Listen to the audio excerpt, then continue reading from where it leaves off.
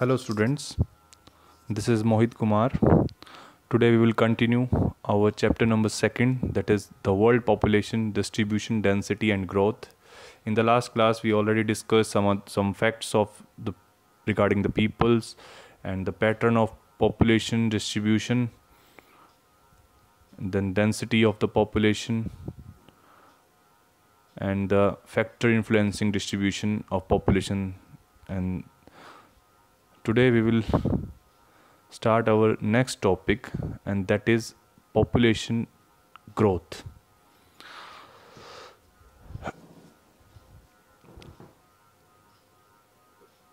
तो इसको स्टार्ट करते हैं. द पॉपुलेशन ग्रोथ और population change refers to the change in number of inhabitants of territory during a specific period of time. देखो पहले तो एक चीज़ क्लियर रखना, पॉपुलेशन ग्रोथ और पॉपुलेशन चेंज एक ही बात है. जनरली क्या होता है, बच्चे पॉपुलेशन ग्रोथ देखते ही समझते हैं कि इसमें कुछ ना कुछ पॉपुलेशन में इंक्रीज़ होगा, ग्रोथ हुई होगी, लेकिन इसका एक्चुअल मीनिंग होता है चेंज. और वो चेंज नेगेटिव भी हो सकता है, वो चेंज पॉजिटिव भी हो सकता है. तो एक चीज़ तो बिल्कुल क्लियर रखनी है कि population growth means change in the population. तो यही है, द पॉपुलेशन ग्रोथ और population change refers to the change in number of inhabitants of territory during a specific period of time. किसी भी कोई भी एक टेरिटरी में एक स्पेसिफिक पीरियड ऑफ टाइम में जो पॉपुलेशन में जो चेंज हुआ उसी को हम क्या बोलते हैं, पॉपुलेशन ग्रोथ बोलते हैं या पॉपुलेशन चेंज बोलते हैं. तो ये चीज़ आपको ध्यान में रखनी है, और ये बहुत जनरली आमतौर पर पूछा जाता है और बच्चे गलती यही करते हैं कि वो लिख देते हैं कि increase in the population is called population growth. तो ये चीज़ ध्यान रखना है इस चीज़ को. तो आगे अगला है, this change may be positive as well as negative. It can be expressed either in terms of absolute number और इन टर्म्स ऑफ परसेंटेज. देखो भाई, अब ये जो चेंज होता है वो पॉजिटिव भी हो सकता है, नेगेटिव भी. मान लीजिए कि एक कंट्री है, उस इंडिया है मान लीजिए, उसको हम सपोज कर लेते हैं कि उसकी कंट्री की जो पॉपुलेशन है वो 1000 है. अच्छा, अगर मान लीजिए उस चेंज, मान लें अगले साल क्या होता है, उस स्पेसिफिक पीरियड जो टाइम है, एक साल मान लेते हैं हम, उस एक साल में इस जनसंख्या जो है 500 बढ़ जाती है, तो 1500 हो गई. तो हम इसको अगर एब्सोल्यूट लिखना होगा तो हम 500 लिखेंगे, 500 नंबर इंक्रीज़ हो गया. लेकिन अगर इसी को परसेंटेज में लिखना होगा तो हम इसका परसेंटेज निकाल सकते हैं. जितना इंक्रीज़ हुआ 500 इंक्रीज़ हुआ, 500 अबव जितने से इंक्रीज़ हुआ 1000 से इंक्रीज़ हुआ, तो अब अबव में बिलो उसके क्या लिखेंगे, 1000 इंटू में 100. तो इस तरह से 50% आ जाएगा. तो इसका मतलब जो चेंज जो हुआ वो परसेंटेज में 50% है, लेकिन अगर एब्सोल्यूट में देखें तो वो 500 है. तो ये चीज़ आप ध्यान रखना कि ये होता है, ठीक है ना. दिस नेक्स्ट पॉइंट है, population change is an important indicator of economic development, social upliftment and historical cultural background of the region. देखो पॉपुलेशन जो चेंज होता है वो किसी भी एरिया की इंडिकेट करता है, इकोनॉमिक डेवलपमेंट को भी, सोशल अपलिफ्टमेंट को भी. देखो ये सब डिपेंड करता है सिचुएशंस पे. अगर मान लीजिए कहीं पर पॉपुलेशन बहुत तेज़ी से इंक्रीज़ हो रही है, बढ़ रही है, चेंज जो है वो पॉजिटिव है, तो इसका मतलब वहाँ पर बहुत तेज़ी से बढ़ रही है, इसका मतलब वहाँ पर जो है बहुत ज़्यादा मतलब लिटरेसी नहीं होगी, या कुछ ना कुछ कारण रहे होंगे, है ना, कुछ सोशल फैक्टर रहे होंगे. बट वहाँ पर जो है ज़्यादा लोग पढ़े लिखे नहीं होंगे, फीमेल की एजुकेशन नहीं होगी. तो वो सब चीज़ें हम उसके अंदाज़ा लगा सकते हैं. कुछ हिस्टोरिकल बैकग्राउंड रहा होगा, कल्चरल बैकग्राउंड रहा होगा कि कल्चर की कोई कम्युनिटी रह रही है तो वहाँ पर उस कम्युनिटी की पॉपुलेशन बहुत ज़्यादा है. तो ये सब कुछ जो इंडिकेट करता है, पॉपुलेशन चेंज जो है वो इंडिकेट करता है इन चीज़ों के बारे में, ठीक है. अगर मान लीजिए कोई पॉपुलेशन बहुत धीरे धीरे से बढ़ रही है, इसका मतलब वहाँ के रिसोर्सेज के ऊपर, मतलब उनके रिसोर्सेज के कंपेरिजन में पॉपुलेशन कम है या बहुत स्लो बढ़ रही है, तो वो एक पॉजिटिव फैक्टर होता है इकोनॉमी के लिए, किसी भी देश की इकोनॉमी के लिए, तो वो बढ़ती है. लेकिन अगर मान लीजिए पॉपुलेशन बहुत तेज़ी से बढ़ रही है, रिसोर्सेज बहुत कम है, तो इकोनॉमी पे उसका नुकसान होगा. तो ये पूरा का पूरा पॉपुलेशन जो चेंज है वो इन पर जो है अपना मतलब इंडिकेट करता है, इन चीज़ों को इंडिकेट करता है, इकोनॉमी को, है ना, सोशल अपलिफ्टमेंट को कितना हुआ है, हिस्टोरिकल कल्चरल बैकग्राउंड को, इन सब को वो मतलब जो है इंडिकेट करता है, ठीक है. तो ये था हमारा पॉपुलेशन ग्रोथ या पॉपुलेशन चेंज. तो आप इसको देख लीजिएगा अच्छे से. जनरली 1 नंबर में पूछ लेता है, अगर कुछ पूछेगा बड़ा क्वेश्चन तो इसके साथ जोड़कर कुछ पूछेगा, पॉपुलेशन चेंज क्या है, और फिर आगे कुछ और क्वेश्चन उसमें ऐड हो जाएगा, तो ऐसे भी पूछ सकता है. तो ये हो गया. नेक्स्ट अपना टॉपिक है कंपोनेंट्स ऑफ पॉपुलेशन चेंज. अब ये पॉपुलेशन के 3 कंपोनेंट्स हैं. एक क्या है, मतलब देखो पॉपुलेशन चेंज किस किस तरह से हो सकता है, कंपोनेंट्स मीन्स किस किस तरह से पॉपुलेशन में चेंज हो सकता है। अब पॉपुलेशन में आप देखिए पहला जो कारण है वो है बर्थ। अगर मान लीजिए बर्थ ज़्यादा है, बर्थ रेट ज़्यादा है कहीं पर तो पॉपुलेशन में चेंज होगा, या बर्थ रेट कम है तो भी पॉपुलेशन में नेगेटिव चेंज होगा। तो वो चीज़ है। डेथ रेट भी बहुत बड़ा रोल निभाती है पॉपुलेशन को चेंज करने में। अगर डेथ रेट बहुत हाई है इट मीन्स वहाँ पे पॉपुलेशन जो है वो डिक्रीज़ होगी, और डेथ रेट बहुत कम है तो वहाँ पे पॉपुलेशन वो बर्थ रेट पे भी डिपेंड करेगी, बाकी बढ़ेगी। अगला है माइग्रेशन। तो थर्ड फैक्टर है कि भाई कहीं से लोग आ जाते हैं या यहाँ से लोग चले जाते हैं, तो ये भी जो है पॉपुलेशन चेंज में बहुत बड़ा रोल निभाते हैं। तो ये 3 कंपोनेंट्स हैं पॉपुलेशन चेंज के।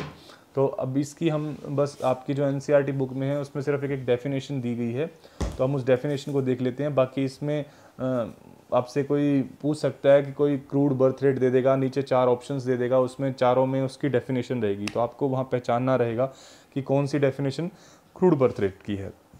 तो पहला देखते हैं, it is expressed as number of live birth in year per 1000 of population. यानी कि 1000 किसी भी एक क्षेत्र की 1000 पॉपुलेशन पर कितने लाइव बर्थ हुए, यानी कि कितने जीवित बच्चे पैदा हुए। मतलब बच्चे भी पैदा हुए लेकिन वो भी कौन से, लाइव जीवित बच्चे, मृत बच्चे इसमें काउंट नहीं होंगे। ठीक है ना। तो it is express as a number of live birth in a year per 1000 of population. इसका एक फॉर्मूला है दिया हुआ है नीचे, CBR means crude birth rate BI/P into 1000। तो 1000 पॉपुलेशन पर BI मीन्स लाइव बर्थ। ठीक है ना। तो BI means live birth during the year, उसी एक टाइम पीरियड में जिस टाइम पीरियड को हम ले रहे हैं, और P means mid year population, उस ईयर की, जिस ईयर की हम ले रहे हैं उस ईयर की उस क्षेत्र में कितनी पॉपुलेशन है, उस टेरिटरी में कितनी पॉपुलेशन है। तो उसके आधार पर हम जो है क्रूड बर्थ रेट निकाल सकते हैं। तो बहुत ईजी है, आप इसको एक बार देख लेना, बहुत अच्छे से समझ में आ जाएगा आपको। अगला इसी तरह से है क्रूड, यहाँ बर्थ लिख दिया ऊपर, एक डेथ रेट है, crude death rate CDR। It is expressed in term of number of death in a particular year per 1000 of population in a particular region. मतलब एक पर्टिकुलर, कोई भी पर्टिकुलर टाइम पीरियड में किसी भी एक रीजन में 1000 पॉपुलेशन के ऊपर कितनी डेथ हुई, इससे हम निकालते हैं क्रूड डेथ रेट। ओके, अब इसका भी फॉर्मूला नीचे दिया हुआ है, सेम है बिल्कुल। वहाँ पर लाइव बर्थ हुए थे 1000 पॉपुलेशन पर, यहाँ पर 1000 पॉपुलेशन पर डेथ काउंट होएंगी।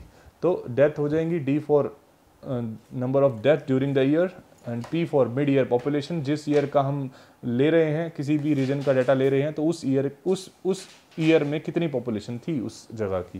तो ये चीज़ इस तरह से हम जो है निकाल देते हैं इसको। तो बस आप इसको थोड़ा सा ध्यान रखना। अगला है माइग्रेशन, ये इंपॉर्टेंट है क्योंकि क्वेश्चन इसी में से ही आएगा, अगर बनेगा तो।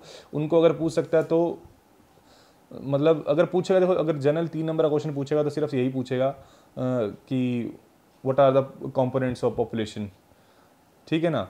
तो कंपोनेंट्स जो क्या है पॉपुलेशन चेंज के, तो वो पूछ लेगा, और डिफाइन, उनको डिफाइन करना हो तो आप बस क्रूड बर्थ रेट बताओगे, क्रूड डेथ रेट बताओगे, और माइग्रेशन की डेफिनेशन दे दोगे। तो इतने में आप डिफाइन हो जाएगा, 3 नंबर में आपका अच्छा क्वेश्चन बन जाएगा ये, अगर इतना ही पूछता है तो बाकी क्वेश्चन माइग्रेशन से ही बनता है जनरली। तो आप माइग्रेशन को अच्छे से देखना। मैं माइग्रेशन की कुछ करेक्टरिस्टिक्स है मैंने अच्छे से लिख दिए हैं, और इसको भी मैंने कुछ क्वेश्चन में भी डिवाइड कर दिया, आप देखोगे तो आपको समझ में आएगा। तो फर्स्ट ऑफ ऑल माइग्रेशन क्या है, देखो भाई पहले तो बात यही है कि 2 फैक्टर जो हमने अभी बात कर ली है जिसके बारे में, birth and death, there is another way by which the population size change, that is migration. एक और भी रास्ता है जिससे पॉपुलेशन चेंज होती है, वो क्या है, माइग्रेशन है। Migration is the movement of people from one place to another. Migration may be permanent, temporary और सीजनल। माइग्रेशन क्या होता है कि मूवमेंट होता है पीपल्स का from one place to another, एक स्थान से दूसरे स्थान पर जो लोगों का जो आवागमन होता है, मूवमेंट होता है, उसी को हम क्या कहते हैं, माइग्रेशन कहते हैं। माइग्रेशन जो होता है वो परमानेंट भी हो सकता है, टेम्परेरी भी हो सकता है, और सीजनल भी हो सकता है। देखो परमानेंट कैसे हो सकता है, कोई भी अपना यहाँ से घर छोड़कर, जैसे कोई दिल्ली से घर छोड़कर अपना जो है कलकत्ता रहने के लिए जा रहा है, परमानेंट रहने के लिए जा रहा है, तो वो भी हो सकता है। टेम्परेरी जा रहा है मीन्स किसी की पोस्टिंग जो है दिल्ली से कलकत्ता हो गई है, टेम्परेरी है कि वो 1 साल रहेगा, उसके बाद शायद वो आ भी जाएगा, तो इस तरह से भी हो सकता है माइग्रेशन। और सीजनल मीन्स जैसे कुछ होता है, कुछ लेबरर्स होते हैं जो जैसे जो रबी क्रॉप्स होती हैं उस टाइम पर वो माइग्रेट करते हैं, या फिर जो खारिफ क्रॉप्स होती हैं उस टाइम पे माइग्रेट करते हैं, तो वो सीजनली माइग्रेट करते हैं। या फिर कुछ हिली इलाकों में क्या होता है, कुछ ट्राइब्स जो होती हैं वो गर्मी के मंथ में तो वो पहाड़ों के ऊपर चढ़ जाती हैं सीज़न के हिसाब से, और जैसे ही विंटर आज शुरू होती है तो वो पहाड़ों से नीचे उतर आते हैं। तो वो भी एक किस्म से माइग्रेशन रहेगा, वो सीजनली माइग्रेशन रहेगा। तो इस तरह से माइग्रेशन जो है वो परमानेंट भी हो सकता है, टेम्परेरी भी हो सकता है और सीजनल भी हो सकता है। नेक्स्ट पॉइंट है the place people move from is called the place of origin. मतलब जहाँ से पीपल्स जो है वो मूव करते हैं वो क्या होता है, प्लेस ऑफ ओरिजिन। मतलब जहाँ से ओरिजिन हुआ उसको हम बोलते हैं प्लेस ऑफ ओरिजिन, उत्पत्ति जहाँ से हुई, जहाँ से लोग गए। और जिस एरिया की तरफ जाते हैं the place they move two is called place of destination. तो जिस एरिया की तरफ जा रहे हैं वो क्या होगा, प्लेस ऑफ डेस्टिनेशन हो जाएगा, मतलब वो उनकी मंजिल हो जाएगी। The place of origin shows a decrease in population while the population increase in the place of destination. देखो जहाँ से ओरिजिन होगा वहाँ पर पॉपुलेशन घटेगी, क्योंकि वहाँ से लोग जाएंगे तो वहाँ पर की पॉपुलेशन घट जाएगी। और जहाँ पर पॉपुलेशन जाएगी, मतलब जो डेस्टिनेशन प्लेस ऑफ डेस्टिनेशन है वहाँ पर पॉपुलेशन इंक्रीज हो जाएगी। तो ये है, ये कुछ कैरेक्टरिस्टिक्स है माइग्रेशन की, मैंने अलग से बना दिया। कुछ अगर आपसे कुछ क्वेश्चन पूछ लेता है इस तरह से, कुछ बीच में इन्हीं में से कोई ना कोई स्टेटमेंट डाल के आपसे कुछ पूछ लेगा, तो आपको सारा माइग्रेशन के बारे में बता देना होगा। पहले माइग्रेशन की डेफिनेशन बता दोगे, ये टेम्परेरी होता है ना, परमानेंट हो सकता है या सीजनल हो सकता है, ये बता दोगे। इसके बाद बता दोगे कि भाई ये ऑरिजिन, प्लेस ऑफ डेस्टिनेशन। तो ये किस्म से ये इसकी कुछ करेक्टरिस्टिक्स हैं। और ये एक अदर वे है ना पॉपुलेशन चेंज का, क्रूड बर्थ, जो बर्थ रेट है, डेथ है, उसके बाद तीसरा जो हमारा माइग्रेशन है। तो ये आप करेक्टरिस्टिक्स हैं किस्म से, और इसी में से कुछ क्वेश्चन बना के पूछ सकता है, इसलिए मैंने इसको करेक्टरिस्टिक्स में कर दिया है। नेक्स्ट है माइग्रेशन में be interpreted as spontaneous effort to achieve a better balance between population और रिसोर्सेज। माइग्रेशन क्या होता है, वो उसको इस तरह से भी हम इंटरप्रेट करते हैं कि वो एक स्पॉन्टेनियस एफर्ट है। स्पॉन्टेनियस एफर्ट ये क्या है, एफर्ट है, मतलब एक नेचुरल एफर्ट है to achieve a better balance between population और रिसोर्सेज। मतलब पॉपुलेशन और रिसोर्सेज के बीच में जो बैलेंस करना होता है, बेटर बैलेंस जो होता है उसको अचीव करने के लिए बहुत अच्छा एक, मतलब हम एफर्ट कह सकते हैं इसको। कि भाई देखो नेचुरली लोग जो है, कई लोग जो होते हैं जहाँ पर रिसोर्सेज ज़्यादा हैं उनकी तरफ चले जाते हैं, इससे रिसोर्सेज में भी बैलेंस हो जाता है माइग्रेशन के कारण जो है। तो ये एक स्पॉन्टेनियस एफर्ट है। It may take place from rural to rural area, rural to urban area, urban to urban area and urban to rural area.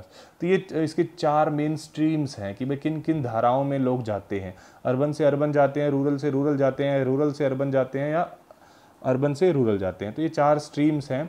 और इसका एक क्वेश्चन आया था एग्ज़ाम में कि भाई भारत में जो है सबसे ज़्यादा जो माइग्रेशन होता है वो किस स्ट्रीम में होता है। इसी तरह से 4 ऑप्शन थे, rural to rural, rural to urban, urban to rural और रूरल टू अर्बन। तो ये 4 स्ट्रीम थी, इनमें से पूछा गया था किस स्ट्रीम में होता है। तो आपके अकॉर्डिंग किस स्ट्रीम में होता है, आप मुझे बताओ कमेंट में कि भाई क्या हो सकता है, इसकी कौन सी स्ट्रीम हो सकती है। ठीक है, फिर इसको हम डिस्कस करेंगे। वैसे ये नेक्स्ट बुक जो हमारी रहेगी इंडिया पीपल एंड इकोनॉमी, उसमें हम इसको अच्छे से डिस्कस करेंगे, फिर भी मैं बताऊंगा आपको। अगला है इमिग्रेशन एंड एमिग्रेशन। तो ये इंपॉर्टेंट है, इसको मैंने थोड़ा सा अलग ले लिया क्योंकि इसका अलग क्वेश्चन भी बन सकता है, बाकी आपको ये पता होना चाहिए, किसी भी वे में पूछ सकता है। Immigration means migration who move in to a new place are called immigrants. देखो जैसे मतलब फॉर एग्जाम्पल देख लीजिए यहाँ पर, a person who come from America to India is a immigrants for India. कोई भी व्यक्ति अगर मान लो अमेरिका से भारत में आ रहा है तो वो भारत में क्या हो जाएगा, वो भारत में इमिग्रेंट्स हो जाएगा। मतलब वो मूव इनटू, यानी कि अगर आप जैसे आप इंडिया से हैं तो आपके इनटू मतलब आपके इंडिया में कोई आता है ना, तो वो क्या हो जाएगा, इमिग्रेंट्स हो जाएगा। इसी प्रकार से इमिग्रेंट्स देखते हैं, migrants who move out of a place are called immigrants. अब कोई इंडिया से बाहर अमेरिका की तरफ जाता है, मतलब वो मूव आउट कर रहा है, उसमें मूव इनटू था, इसमें मूव आउट है। तो move out of a place are called emigrants. For example a person move out from India to America is emigrants for India. देखो इसमें एक लाइन दिया था एनसीईआरटी में आपकी कि क्वेश्चन सा बना हुआ था, so we can say that a person, मतलब can we say that a person can be both immigrants और एमिग्रेंट्स, क्या एक ही व्यक्ति इमिग्रेंट भी हो सकता है, इमिग्रेंट भी हो सकता है? तो डेफिनेटली हो सकता है। अगर एक ही व्यक्ति मान लीजिए इंडिया से अमेरिका जाता है तो वो इमिग्रेंट्स हो जाएगा, और वही व्यक्ति अगर अमेरिका से इंडिया आता है तो इंडिया के लिए वो क्या हो जाएगा? इमिग्रेंट्स हो जाएगा। तो वो हो सकता है। तो इस तरह से क्वेश्चन पूछ सकता है आपसे, तो आपको बस दोनों के बारे में बताना है। तो फिर इस तरह से आप एग्जाम्पल के साथ उसको बता दोगे, yes, so we can say that a person can be both immigrants and immigrants. Next है फैक्टर इन्फ्लुएंसिंग माइग्रेशन। तो ये भी बहुत इंपॉर्टेंट है। माइग्रेशन इंपॉर्टेंट है, मैं आपको बता रहा हूँ इस चैप्टर में माइग्रेशन से क्वेश्चन आता है। तो अब ये दो फैक्टर है, पुश फैक्टर है, पुल फैक्टर है। पुश फैक्टर क्या होता है? The push factor make the place of origin seems less attractive for reason like unemployment, poor living condition, political turmoil, unpleasant climate, natural disaster, epidemics and socio economic backwardness.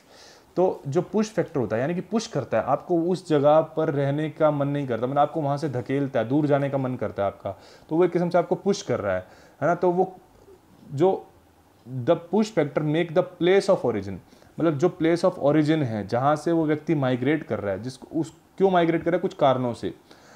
Less attractive कुछ reasons हैं, जैसे unemployment है, वहाँ पे कोई मतलब रोजगार नहीं है, पुअर लिविंग कंडीशन है, पॉलिटिकल टर्मोइल है, राइट्स हैं, दंगे होते हैं, या फिर पॉलिटिकल मतलब स्थिरता नहीं है, स्टेबिलिटी नहीं है, अनप्लेजेंट क्लाइमेट है, क्लाइमेट अच्छा नहीं है, बहुत हार्श क्लाइमेट हो सकता है, नेचुरल डिजास्टर आते हैं हमेशा, मतलब एपिडेमिक्स चलती है, महामारियाँ चलती रहती हैं, सोशो इकोनॉमिक बैकवर्डनेस। तो ये चीज़ें क्या करती हैं, हम किसी भी व्यक्ति को उस एरिया में जो प्लेस ऑफ ओरिजिन है वहाँ से उसको पुश करता है किसी और जगह पर जाने के लिए। तो इसीलिए क्या हो जाएगा? पुश फैक्टर हो जाएगा।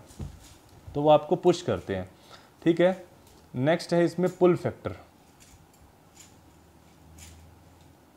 The pull factor make the place of destination अब seems more attractive than the place of origin for reasons like better job opportunities and life conditions, peace and stability, security of life, properly and pleasant climate। बस उसी का opposite है कि जो पुल factor होता है, जो प्लेस ऑफ डेस्टिनेशन है उसकी तरफ अट्रैक्ट करता है आपको। किस कारण से? वहाँ से वहाँ पर एम्प्लॉयमेंट होगी, बहुत अच्छी जॉब अपॉर्चुनिटीज़ होंगी, है ना, अच्छी लाइफ कंडीशंस होंगी, लाइफ की जो रहने की अच्छी कंडीशंस होंगी, और पीस होगी वहाँ पर, स्टेबिलिटी होगी, पॉलिटिकल स्टेबिलिटी होगी वहाँ पर, है ना, सिक्योरिटी होगी लाइफ की। तो वहाँ पर जो प्लेजेंट क्लाइमेट होगा वहाँ पर लोगों को वो अपनी तरफ अट्रैक्ट करेगा। कौन सा? प्लेस ऑफ डेस्टिनेशन, जिसकी तरफ आप जाओगे वो आपको अट्रैक्ट करेगा, सिम्स मोर अट्रैक्टिव। और यहाँ पे वो लेस अट्रैक्टिव था, किसमें? पुश फैक्टर में, ठीक है ना। तो ये सब चीज़ें हैं, आप इसको पुल मतलब अट्रैक्ट कर रहा है आपको, कोई ना कोई अपना पुल अपनी तरफ खींचना, अट्रैक्ट करना, तो वही आप यहीं से समझ सकते हो। तो ये दो चीज़ें हैं, और ये आपसे इस तरह से क्वेश्चन आया है।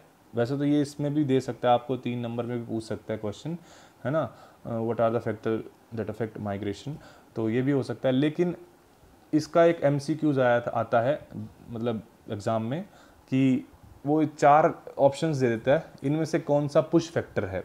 तो उसमें से 3 तो पुल फैक्टर के मिलेंगे, चौथा पुश फैक्टर का मिलेगा। तो आपको उसमें से एक देखना होगा कौन सा वो पुश फैक्टर का, या फिर उल्टा पूछ सकता है, इनमें से कौन सा जो है एक पुल फैक्टर है। 3 पुश फैक्टर मिलेंगे, एक पुल फैक्टर, तो मतलब वो किसी तरह से भी आपसे पूछ सकता है, और वो ईजी है बहुत, मतलब जिसको समझ में आ गया है, जिसको ये पता चल गया कि पुश और पुल का कॉन्सेप्ट क्या है, वो इजीली उसको फाइंड आउट करके और टिक कर देगा MCQ को, ठीक है ना। तो ये कुछ क्वेश्चन हैं जो हमने लास्ट क्लास में किए थे, वो आपने बना भी लिए होंगे, क्योंकि बहुत अलग से ही मैं करता हूँ, क्वेश्चन वाइज ही उस टॉपिक को तैयार करता हूँ।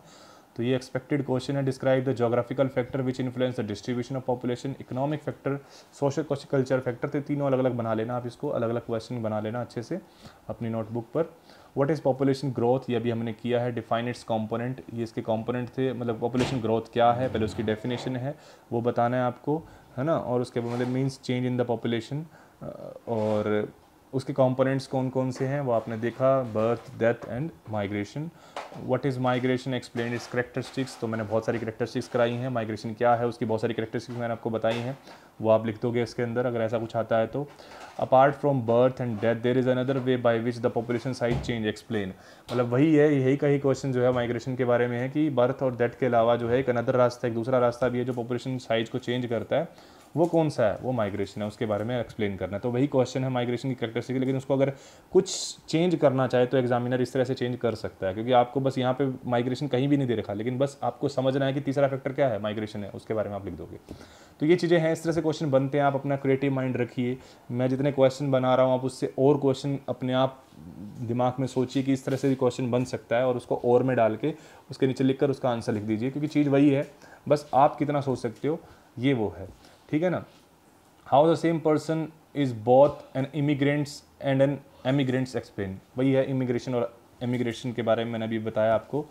What is the difference between immigration, इस तरह से भी पूछ सकता है, डिफरेंस क्या है इमिग्रेशन और एमिग्रेशन में, एक्सप्लेन करिए विद एग्जांपल्स करिए, वो आप बता दोगे, मैंने बताया ऊपर आपको एग्जांपल के साथ। Explain the factor influence the migration, अभी मैंने बताया push factor and pull factor, इसको आप एक्सप्लेन कर दोगे।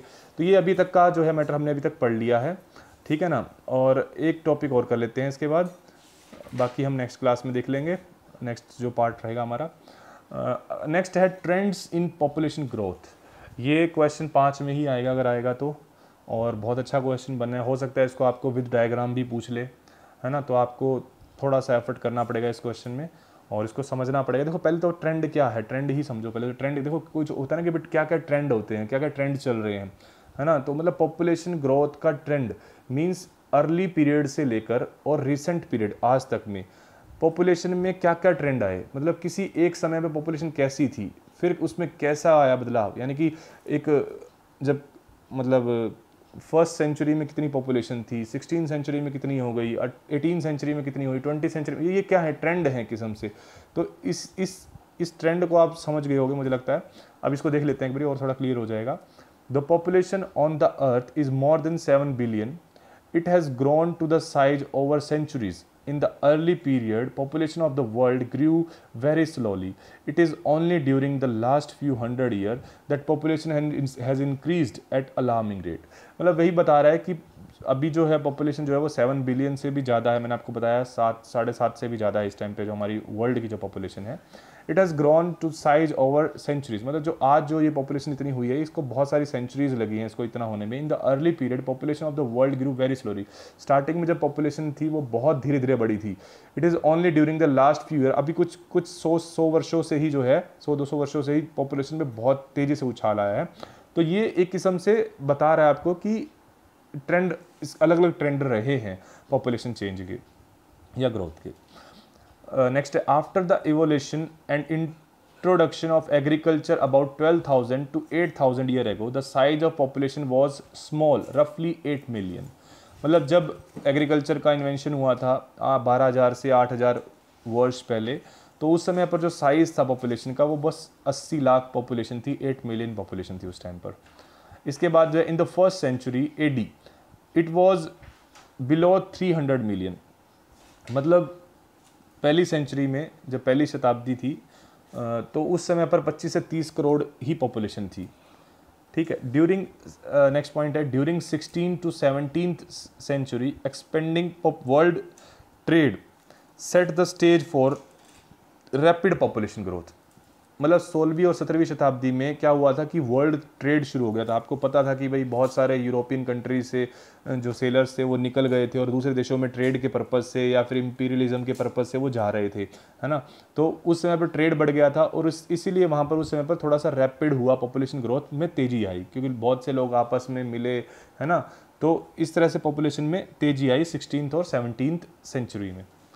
नेक्स्ट है around 1750 at the dawn of the industrial revolution the world population was 550 billion। तो जब इंडस्ट्रियल रेवोल्यूशन स्टार्ट हुआ था उस समय पर जो वर्ल्ड की पॉपुलेशन थी वो 550 बिलियन थी, ठीक है। तो एक ट्रेंड बता रहा है जो आपकी एनसीईआरटी में बुक में दिया हुआ, मैंने उसको सिर्फ पॉइंट फॉर्म में कन्वर्ट कर दिया, मैंने कुछ बाहर से कुछ भी इसमें ऐड नहीं किया, सब आपकी बुक में है एनसीईआरटी में, इसी तरह से आप इसको क्वेश्चन को बताओगे, ठीक है।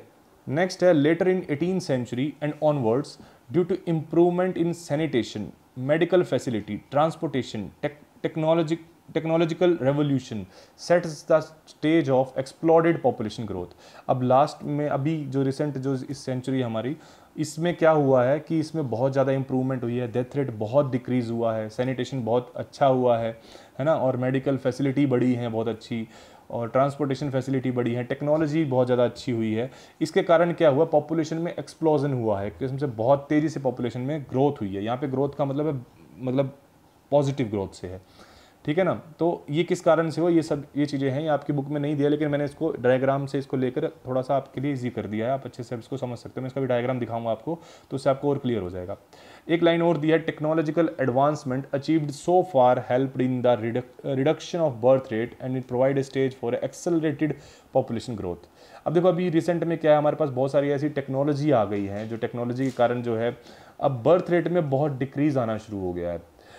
तो वो रिडक्शन जो हुआ है वो टेक्नोलॉजी के कारण हुआ है, बर्थ रेट में रिडक्शन हुआ है ना। इसमें मतलब बहुत सारी टेक्नोलॉजी के कारण बहुत सारा चेंज हुआ है, और उससे क्या हुआ है कि हमारी जो है बर्थ रेट वो कम हो गई है, ठीक है ना। तो ये भी एक पॉइंट है, रिसेंट ट्रेंड है, इसमें बता सकते हैं। बहुत सारे हमारे पास सेफ्टी मेजर्स हैं, है ना, बहुत सारे हमारे मेडिकल फैसिलिटी हैं जिससे हम मतलब न्यू बॉर्न चाइल्ड को रोक सकते हैं। तो इस तरह से हमारे पास ये सब कारणों से, टेक्नोलॉजिकल कारणों से हमारे पास जो है पॉपुलेशन में मतलब एक्सेलरेटेड हुआ है, एक्सेलरेट अभी भी हो रही है। देखो अभी यहाँ पे समझने की एक बात है कि बर्थ रेट भले डिक्रीज हो रहा है, बर्थ रेट पिछले मतलब बहुत समय से जो है डिक्रीज होता आ रहा है बर्थ रेट, लेकिन पॉपुलेशन ग्रोथ अभी भी है, क्योंकि देखो जितना बर्थ रेट डिक्रीज हुआ है उससे तेजी से डेथ रेट डिक्रीज हुआ है, इसीलिए जो एक्चुअल जो ग्रोथ है वो अभी भी हो रही है ना। तो मतलब ये नहीं है कि हमारी पॉपुलेशन नेगेटिव में जा रही है, नेगेटिव में नहीं जा रही है ना। तो आप समझ सकते हो कि पहले 10 बच्चे पैदा हो रहे थे और 2 मर रहे थे, तो 8 बच्चे जीवित थे।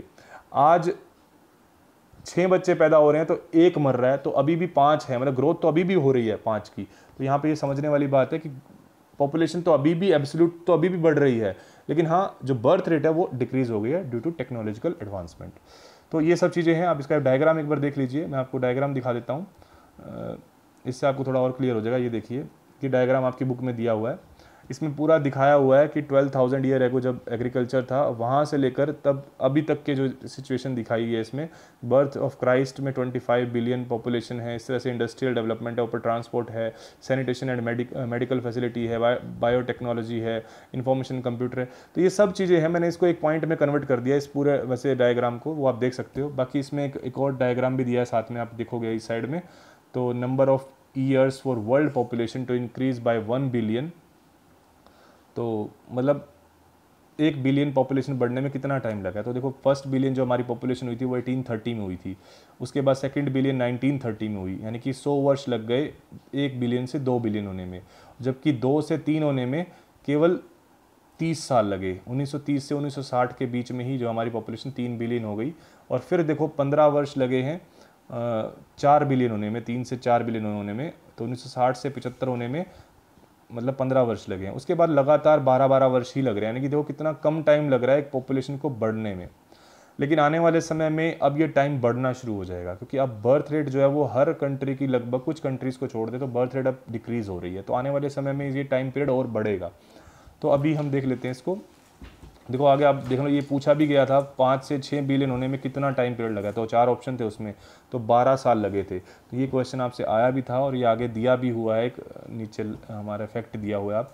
और इस तरह के फैक्ट जो है आप अपने कोशिश किया करो, नोटबुक के ऊपर जो मार्जिनस होते हैं उसमें कहीं भी लिख लिया करो जो मैं बताता हूँ आपको, क्योंकि ये क्वेश्चन आने के चांसेस होते हैं, और आप कभी भी जब भी अपनी नोटबुक दोबारा उठाओगे तो आपके जस्ट ऊपर लिखा होगा और वो आपको हमेशा दिखता रहेगा। तो ये चीज़ें आप कर लिया करो।